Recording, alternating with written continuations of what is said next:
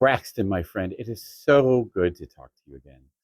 I'm not doing atheist content anymore, but I can't resist me a questions for atheist videos. So let's give you some quick answers to this one. Your first question was about Cameron Batuzzi's video, which I did actually watch. It popped up in my feed and I gave it a watch. The problem he made in that video and the problem you're making here is you're not responding to arguments for atheism. You're responding to arguments or internal critiques of the triomni Christian God.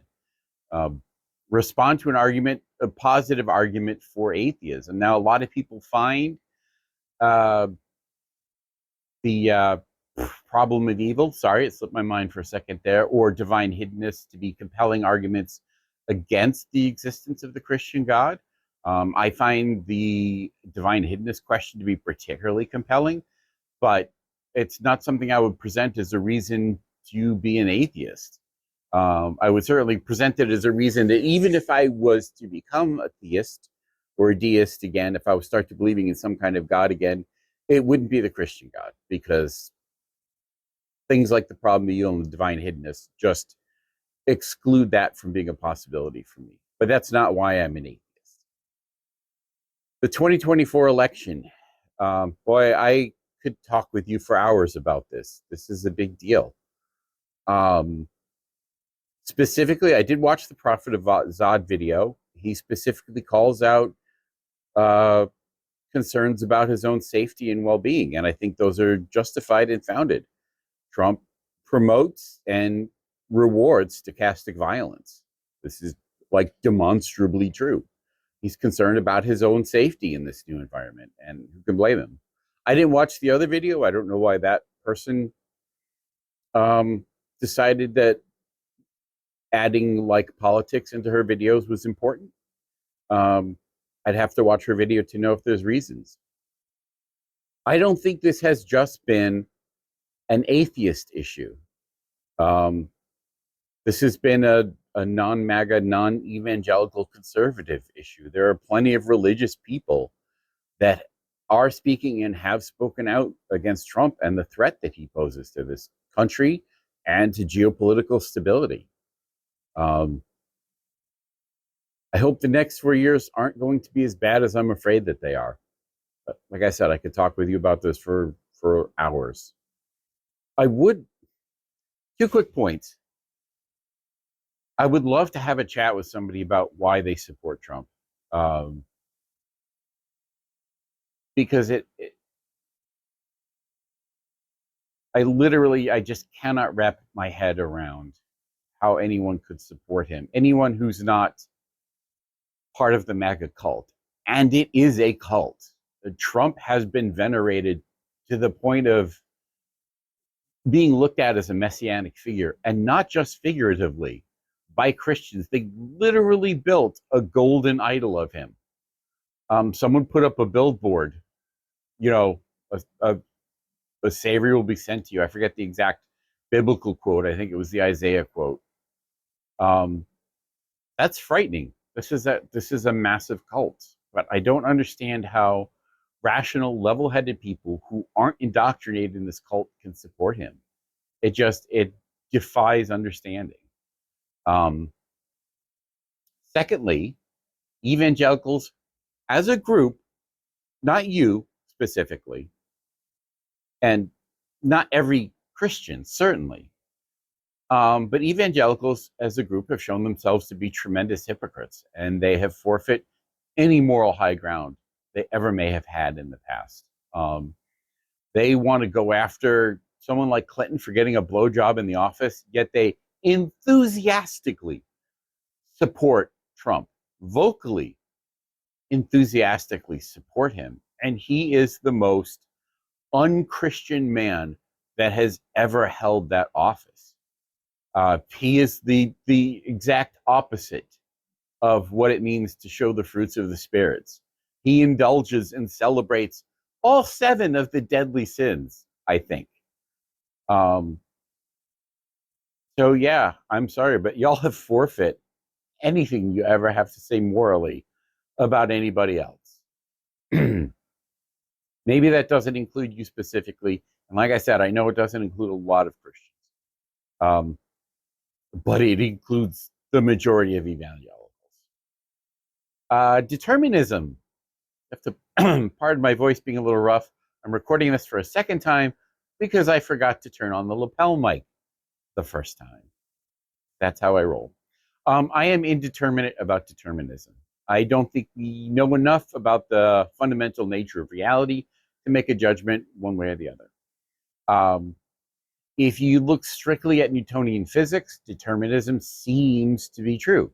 But we know that Newtonian physics does not underlie the fundamental nature of reality. We know below Newtonian physics, there's quantum physics and quantum indeterminacy. So I can't say for sure one way or the other. I withhold opinion on that. Dawkins, I love that you bring him up. He still, I think Christians are more fixated on Dawkins than atheists are. There was a cult of personality around him a number of years ago, but he is not and has never been the atheist pope. And that's been abundantly clear in recent years. As far as his stance on trans issues, from a strictly scientific standpoint, yeah, he's wrong. He's wrong about gender dysphoria. He's wrong about the existence of trans people. There's just abundant science to demonstrate that that's a fact about reality. He is going back on the principles he used to espouse because this one hits too close to home for him, and he's unwilling to give up or unable to give up his preconceived notions about the world. That's how that is. Socially, there's discussions to be had around this, but seriously, why are all Christians so hung up on trans people? Why? They're not doing you any harm. They're not a threat to you. They're not a threat to your way of life. They're not trying to take anything away from you. Bigotry and persecution against trans people does them a tremendous amount of harm. The reason suicide rates are so high among these people is because of the kind of persecution that Christians inflict on them. So, like, just live and let live, people, please, seriously. They're not a threat. And last of all, on the fine-tuning argument. Quick critique, I think you put way too much setup time into this question. You seriously could have just given one or two examples and said, there's lots more, instead of going down through this whole long laundry list that honestly most atheists have seen before, like me, and most people are going to tune out partway through. Like, I kind of just skipped to where your question was because I've heard all this before. So I think the video would be a little bit better if you just given a couple examples and said there's lots more. So to answer your question specifically, no, I don't think you're wrong to find this to be a compelling argument for God. I don't.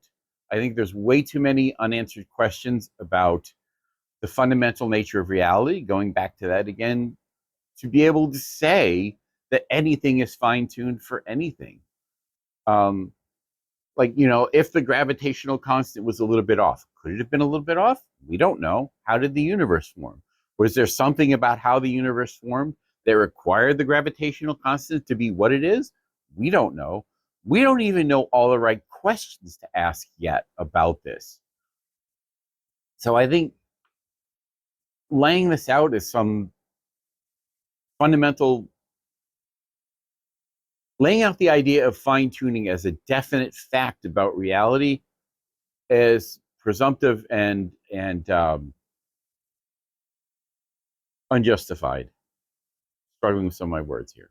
Bear with me. It's early in the morning. It's New Year's Day. I just woke up. Had to make a video. Everyone's still sleeping, which is why I'm in my shop, because it's nice and quiet here and I won't bother anyone else. By the way, I'm not doing atheist videos anymore, but I am doing some woodworking videos. So if you want to come look at my woodworking channel, that would be cool. Anyway, I just don't think that fine-tuning is a compelling argument because there's too many unanswered questions.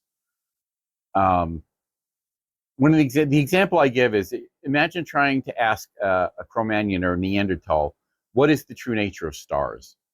They don't have enough fundamental information about reality to be able to give you a coherent answer. They're just guessing, they're speculating, and they're probably going to come up with divine answers.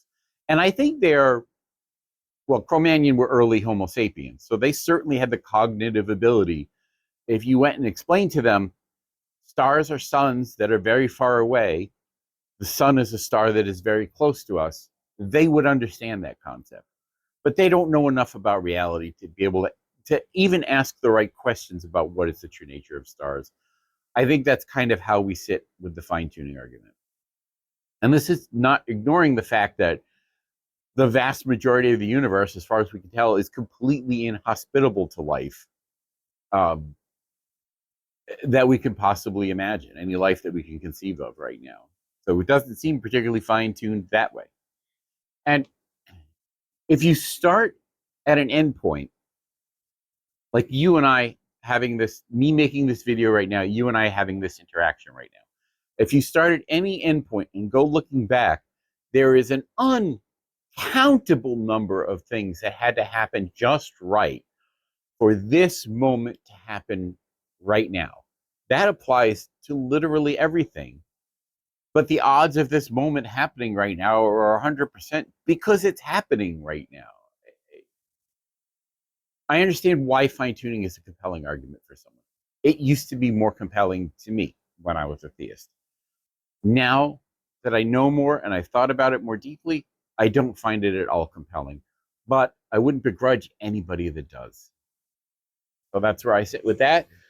Drax, my friend, it has been lovely to speak with you again. I hope you are well. I hope you and your family stay well going into the new year. I hope your channel prospers. And talk to you again sometime. Bye.